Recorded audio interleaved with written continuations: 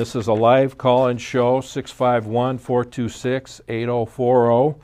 And we have with as our guest today, which I think you need to watch, get your friends to watch, Eva Ng. Welcome to Speechless. Thank you. And glad to have you here. So being here. I'm sure many people kind of, I never heard of you before until you said you're going to run. Well, I am an unknown. I came out of the private sector. Well, that would make it that way, but that to me seems like a good thing to have a private sector person running. So, but that would all kind of depend on what they were doing in the private sector. So what were you doing in the private sector? I'm a troubleshooter from the private sector. 30 years in the private sector, 10 years as a presidential fast tracker, internal consultant, for Texaco, actually. Texaco? Fortune 100 company. Okay. Yeah, so I moved from department to department, and they throw me in there and let me sink or swim. Now, what's a presidential fast tracker? That's, well, I kind of haven't heard that term before. That is somebody, they want to move through the ladder really fast, and they want them to see all facets of the company. So I see really? all different departments, yes. I do things that nobody has ever done before. I've done programs, created programs that the world haven't even seen. The first Salesforce automation project was rolled out by me. Oh, really? Yes. And this is in the late 80s. Okay. Yeah, and at that time, laptops were selling for between $5,000 and $8,000. And nobody ever even seen a laptop. And right. we were rolling them out. Yeah, I remember that time. So you were getting in, trying to find out how the whole system of Texaco worked, or various other companies. Well, I was solving problems. Solving problems. Right. They throw me into a department, give me a fancy title. Like when they sent me to Seattle, I was the plant engineer / environmental health safety coordinator / quality coordinator. Okay. So this means that my plate is this full. Okay. Now, I just got to understand this a little bit further. Presidential fast tracker, does that mean you were acting on behalf of the president to solve a problem quickly, or were you in there to learn about the whole system so that you eventually could become the president of the company? It is both. It's both. It is both. Very good. Okay. Very good. Very insightful. Well, I mean, that's... It is both. They are trying to promote us very fast because they identified that we have skills that they want, and they want to promote us very fast. So they move us to different departments and let us solve problems. And what we do is we identify problems, we figure out how to solve them, and then we execute our plan. Then we document what we did so we can train others on how to do it, and then we leave and go to something else. And we pretty much whiz through a job every 2 to 3 years. Well, and that would also imply that you also have a lot of scrutiny, or people are looking and reviewing your solutions and recommendations, and so you're used to progress reports. Progress reports and public criticism, Absolutely. or at least private criticism from inside the corporation. And a lot of encouragement there too. Okay. So, but then you always that doesn't happen out here. I know, we're now in public. Now in public.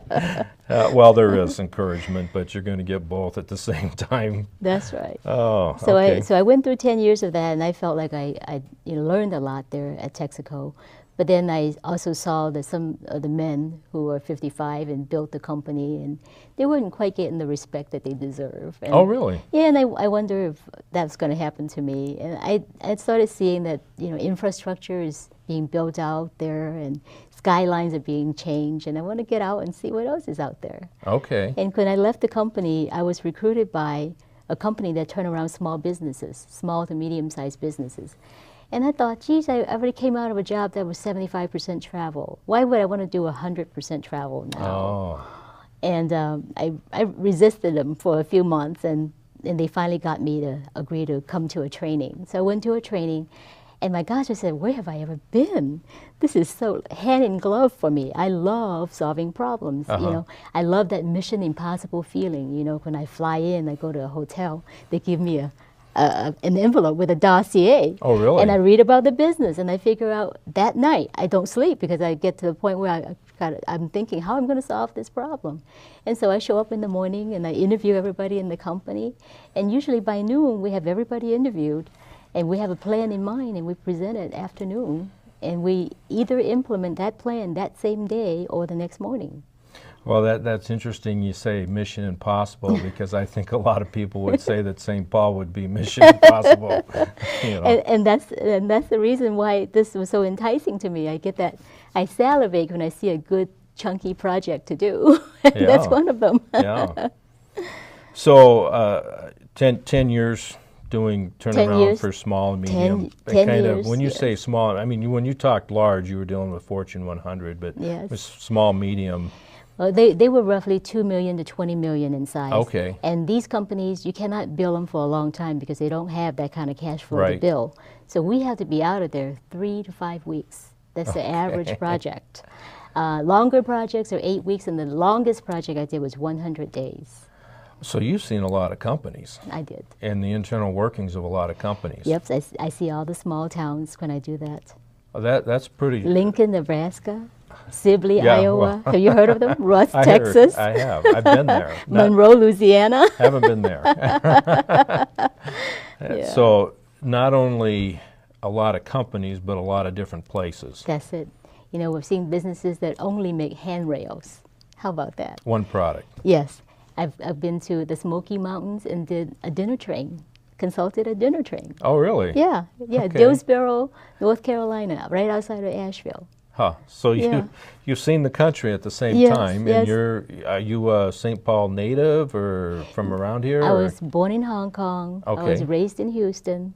I studied chemical engineering at Texas A&M University. I was given 14 different scholarships to go to school. Oh, wow. And I picked 2 good ones, 2 good scholarships to use, and I went to Texas A&M.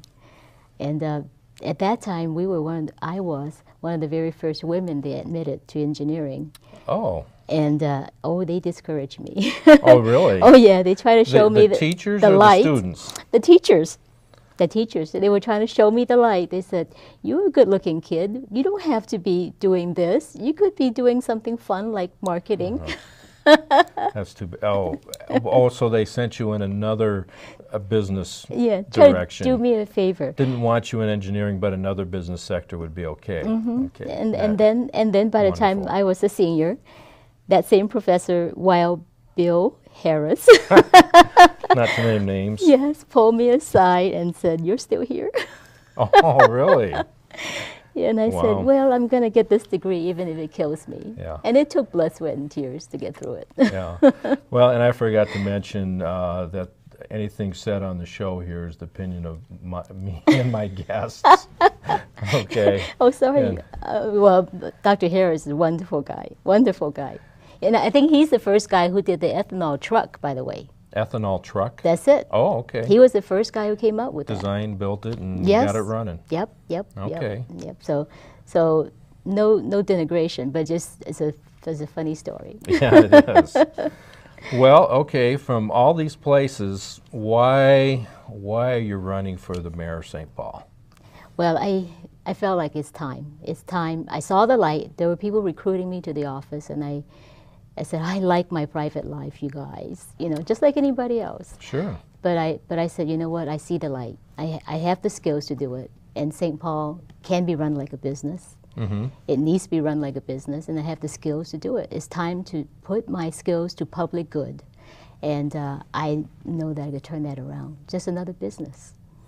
And so, I mean, in order to run, usually, hopefully, in St. Paul, a person is running because there are a lot of problems in St. Paul, to fix a lot of the problems rather than just being a figurehead and for further political advancement, which, I mean, is okay if that goes, but to use St. Paul as a stepping stone and to hurt the city isn't a good thing. Well, to me, St. Paul is just a very, well, actually, it's a beautiful city. It is. And it is a big, small town. Uh-huh. And I love it. It's just so quaint, and there's so much good things about it. You know, it's a blank canvas waiting to be painted on and created on. And I'm so excited about being able to do it. It's not too big of a project, but just big enough that